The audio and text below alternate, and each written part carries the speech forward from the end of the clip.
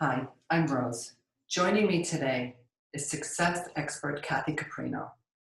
Kathy's a writer, she's a speaker, and she's also an expert in Brave Up, which she'll tell us about shortly.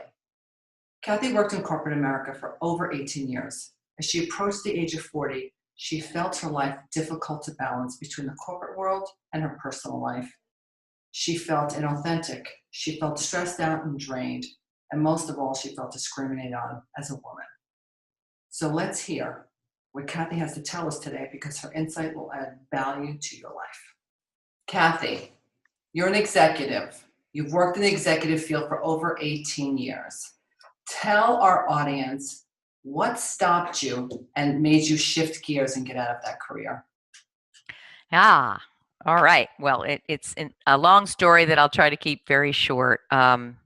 If anyone's read anything of my stuff, they know that it was a challenging 18-year corporate career, fraught with bumps that turned into full-blown crises. But I didn't kind of recognize them when you're in them. And that's one thing I write and speak about, that when you're in the middle of it, you think, come on, soldier through it. It's going to be okay. Someday you're going to wake up and all of pain is going to be gone. And of course, it doesn't happen like that.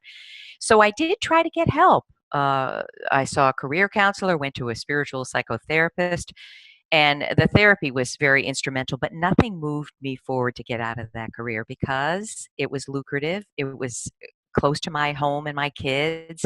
I wanted it to work out, even though it was dreadful. So I didn't move out of it. Even though I had other job offers, cheapers, I was stuck as stuck could be. And then 9/11 happened, and I was laid off a month after moving to a bigger home in a more affluent area in Connecticut. And I'm sitting in my therapist's office, and I'm just writing about this in my new book that I'm hoping will come out soon, Brave Up. He said, I'm crying, and he said, I understand that this feels like the worst crisis you've ever faced. But from where I sit, it's the first moment you can choose who you want to be in the world. Who do you want to be? And I'd asked myself that question. And here's another thing that we see. We can't answer it. We know what we don't want, but most of us who have really lost touch with ourselves don't know exactly what we do want. But I blurted out, I want to be you. And he laughed and said, what does that mean? And I said, I want to help people, not hurt people and be hurt. And literally, that was the most life-changing exchange with any other human being I've ever had, because it helped me, as I say, brave up, really begin to see what I was capable of beyond what I had already created. And so I became a therapist and a coach, and and off we go, and have been doing that for what is that now? 12 years. So I'm so grateful for the layoff, but it was devastating, so devastating and so confusing. And what do I do? But I did know then that I never wanted to return to the corporate world in the way I had done. I never wanted to repeat that. Did that answer your question? That did.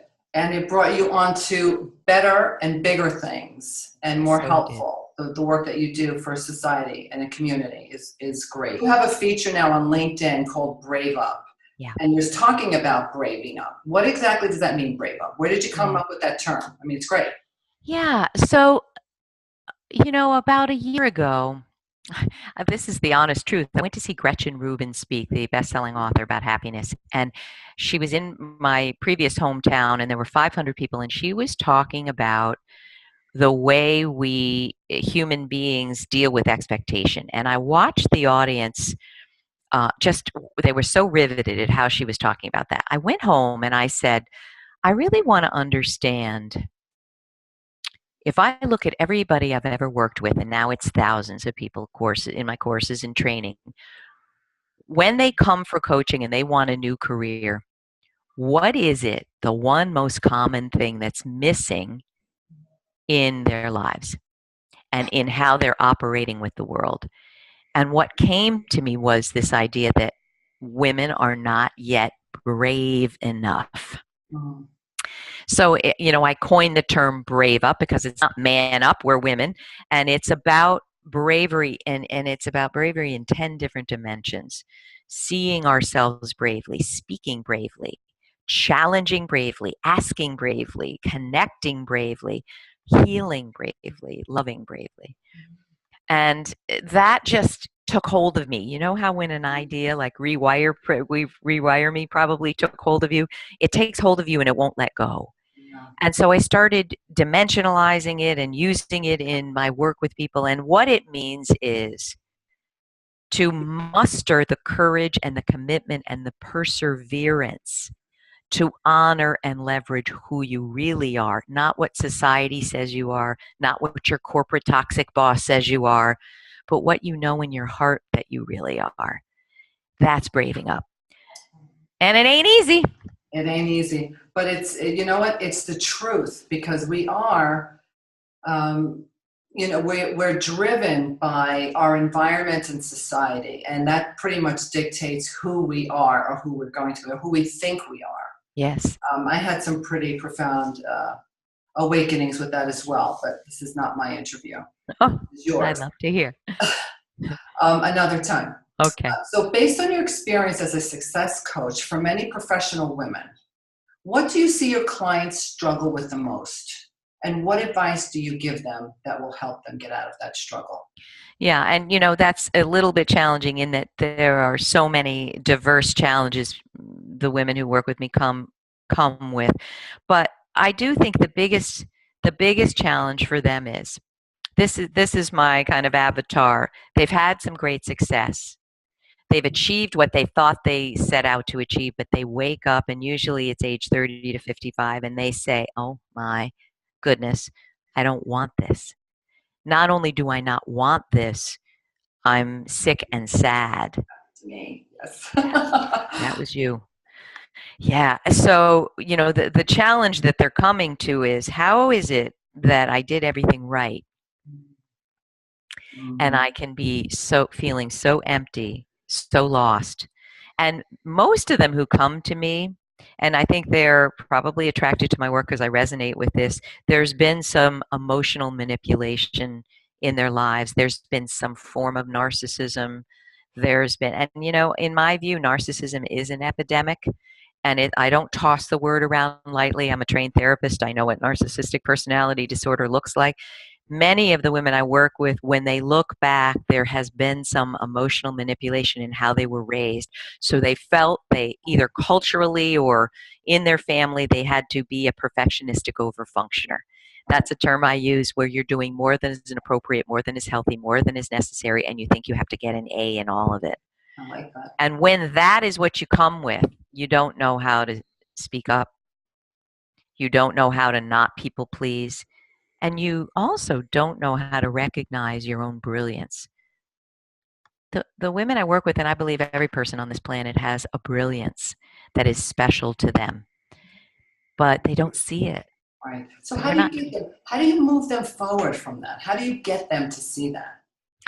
There's a process, and I have a 5-step phase process. Step back for an empowered perspective. Let go of the thinking patterns and behaviors that keep you stuck. Say yes to your most compelling visions. Number 4 is try it on. This is such a huge one. I can't tell you how many people fantasize, I want to leave corporate and start a bed and breakfast.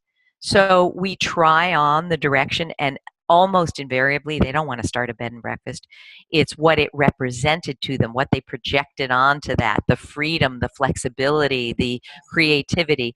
So part of figuring out what you really want is trying on new directions physically and spiritually and financially and emotionally to see, is this really the direction that I want? And the 5th step is creating it smart with accountability. We can't do this stuff alone and in a vacuum. We can't change our lives by ourselves. So it's that stepped process, but the first biggest one is to step back for an empowered perspective of the brilliance and beauty and power of you. And I have a tool. Everyone can download it. My Career Path Self-Assessment. It's 11 pages of questions I wish someone had asked me 30 years ago. And if I had answered them honestly, I would not have made the mistakes I made in my career. I would not have taken those directions. So it allows you, by answering these questions, to see the intense depth and power and brilliance that you hold and possess that you're not aware of. And we start there. I love it. I mean, and that obviously really gets them into the work, into themselves. I'm sure that it helps. I could see, the process and how it really resonates with their soul. And that's it, Rose. To be honest, the way I think I differ from a lot of career coaches is it's an inner job. Yes, we have to rock it on LinkedIn. Yes, we have to know how to interview. Yes, we have to know how to network, but none of that works when you're broken down in terms of recognizing who you really are. So that is the first step. Yeah. Yeah, exactly. In your audio guide, The Inner Game of Career Success, you discuss transformative strategies for building the professional life you dream of. What are the top 3, or what are the inner shifts that you find are most important for women today? Yeah, I love that you referenced that. That was an audio program I did quite some time ago, and there are 10 inner shifts that are important, but I'm going to talk about 3. The first is, how do you define right, happy work for yourself? And part of that is unpacking everything we've been taught, everything we've been trained. Even, I'm not sure when this is going to air, but you all have read about the Google engineer who said, basically, biologically, women aren't as well suited to certain roles. Society and our families and all the training has impacted us about what we think we're good at, what we think we should pursue. I have a client right now who lives for mentoring and coaching, but yet her family says you'll never make any money doing that. I mean, these messages are so ingrained.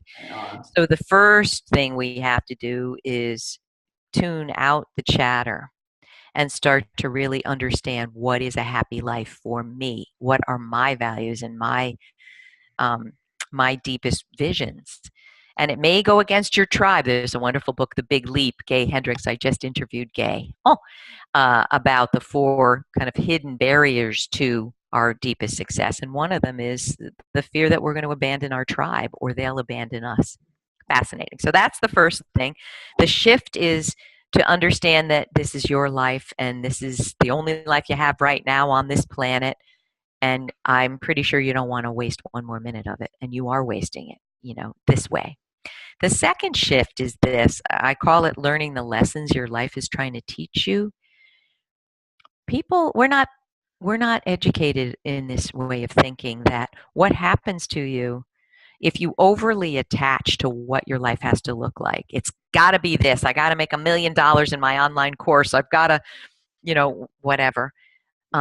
We break ourselves against what we're attaching to. And we don't understand that what's coming into our life, even though it seems like a crisis, is there for us to evolve. But and I did this. What we tend to do is break ourselves against it and not learn. Right, because we're too focused on the outcome. Yeah, right? And too focused on it was supposed to last forever, this job. Well, that's ridiculous. Yeah, so we don't learn the lessons our life is desperately trying to teach us. And the more we block them, the harder the lesson feels. So crisis will hit when you're not getting the lessons. So that's shift number 3. How do I look at everything that's happening as information? And the third is, I call them power gaps, closing your power gaps. Power gaps are those feelings or thoughts or situations that suck the life energy out of us, that make us feel like we're losers or less than, almost like for many people, it's the dirty little secret that if you knew about this, you wouldn't love me, you wouldn't accept me, I wouldn't be, accepted and embraced. Almost everybody, I think everybody on the planet has 1 or 2 of these. Some have many more than these, than just a few. So I have found that when you can look at where you feel less than, where you feel like a loser, where you feel like an imposter, and close that gap, you start to really evolve exponentially. That's it. Those are the 3 top shifts. Those are huge. But it's one step at a time, right? That's it. One tiny step at a time, right? I'm with you. I am so with you. When it comes to creating change in our lives, many of us are afraid to take that first step. How do you create that comfort zone for them? Yeah. Such a good question, and I wish I had a 2-second pithy answer. I would say this. First of all, part of what I do has a therapeutic lens, given that I was a therapist. So what I try to do, we call it normalize. Yes, we're going to be deathly afraid when we try something new. We're going to be afraid and feel what that fear feels like every day when we're shedding who we don't want to be. Because it's our very soul that's at stake, right? Right. So part of it is, I talk about this in my TEDx talk. When we're children, we know what fear feels like. We know what being brave feels like, but we're expected to be brave. Go and make that little friend, Kathy. Go and get on the bus for the first time when you're 5. We know what being brave and walking through the fear is, but back then we're encouraged by everybody to do it Mhm. because that's how you're going to live in the world. That's how you're going to grow and go to school. But the research shows, and I believe this, that as girls become teens, we go underground. And I think all of it changes. We're not encouraged to be brave. We're not encouraged to be forceful. We're not encouraged to be assertive. Right. We're discouraged, in fact, punished. So part of what I do with people is normalize that it's not going to feel comfortable. That it's just not. And you're going to have to get used to what that feels like to do the brave thing. But also, it's important to chunk it down to doable steps. So here's an example. I'll have people say to me, "Oh, I want to write a book. You wrote a book. I want to do it." And I'll say, "Awesome. Are you writing? What are you writing?" And many of them won't be writing a thing. Well, you can't write a book if you don't write a word. So instead of, "Oh, I want to be an author," chunk it down. Write Mhm. that first blog post or that article that you submit or that white paper or something.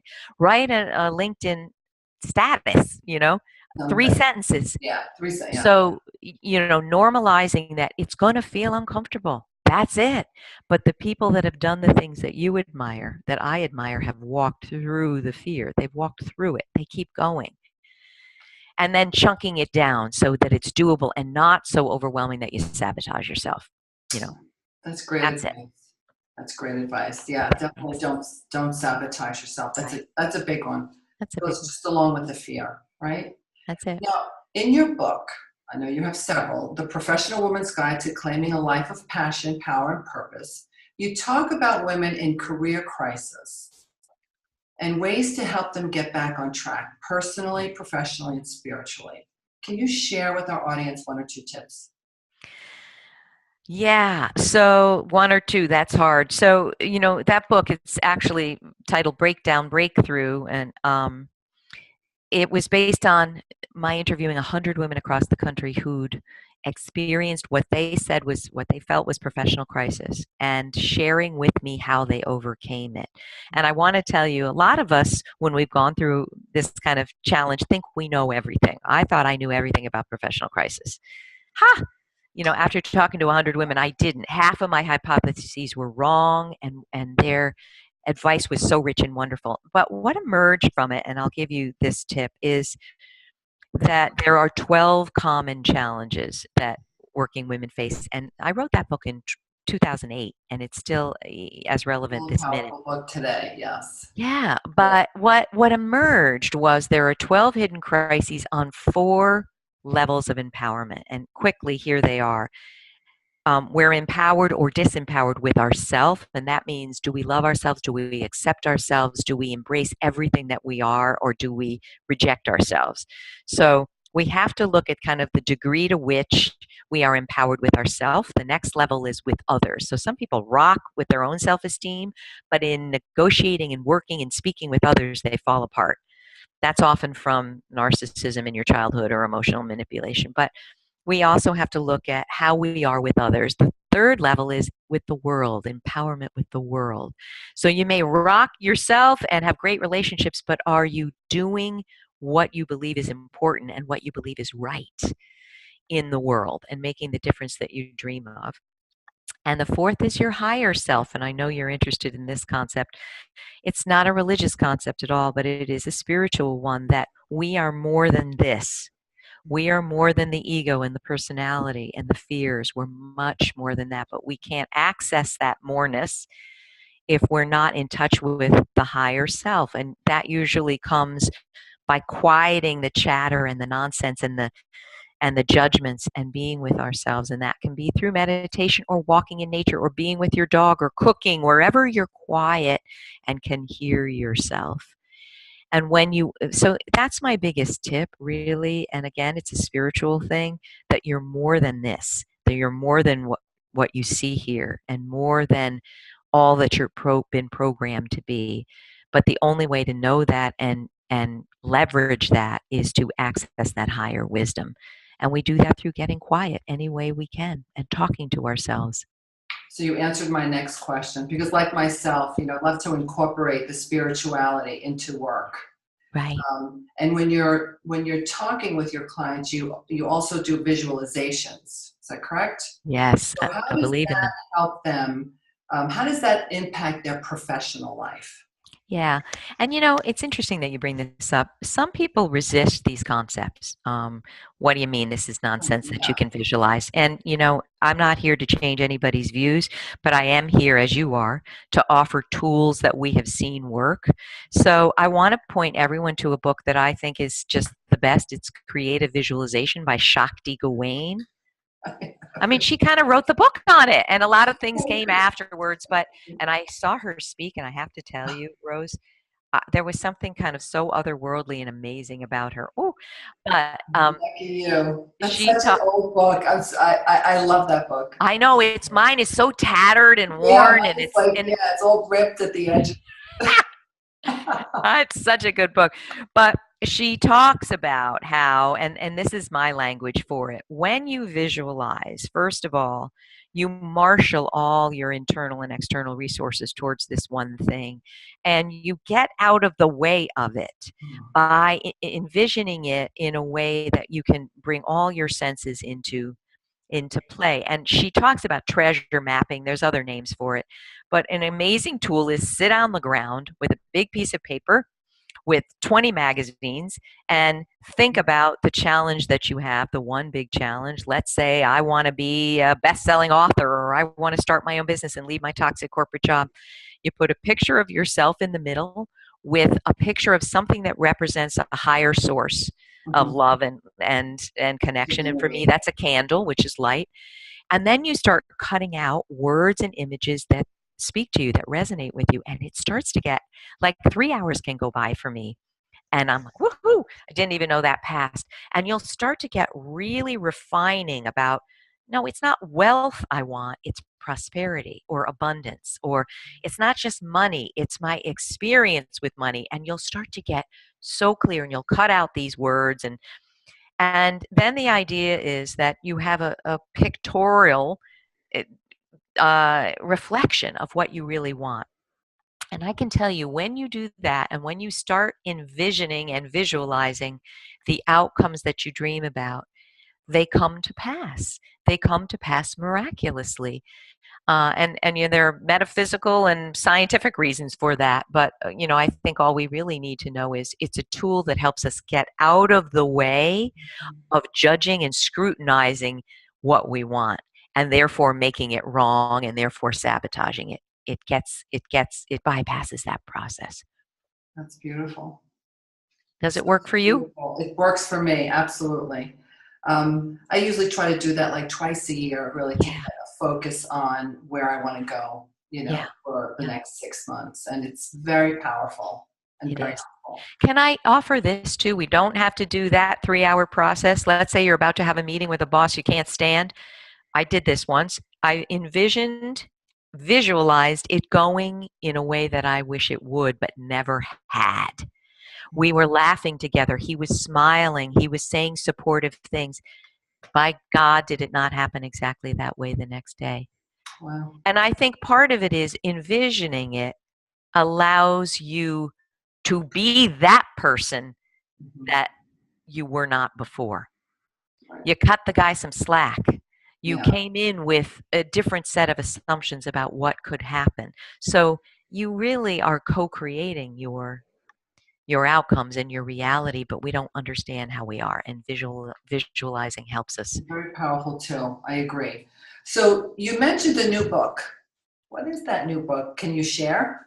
Well, we're getting You allowed close to, we're getting hopefully close to a wonderful um, deal with a pretty amazing author. But I'm calling it Brave Up: How to Rise Up, Speak Up, and Stand Up for Your Life. Wow. So again, it's about those 10 ways that we need to have more bravery and walk right into bravery if we really want the life that we say we want and dream of having. That's, That's it. that is true. That is very true. Well, thank you so much, Kathy. Rose, I'm thank you for sure that having me. our listeners are going to get so much out of this. I hope You're so. inspirational. You're amazing. And Thank I can't wait to come to your next lecture. Thank you so much, and I'm thrilled to be part of the Rewire Me community. Thank you, Rose. Thank you.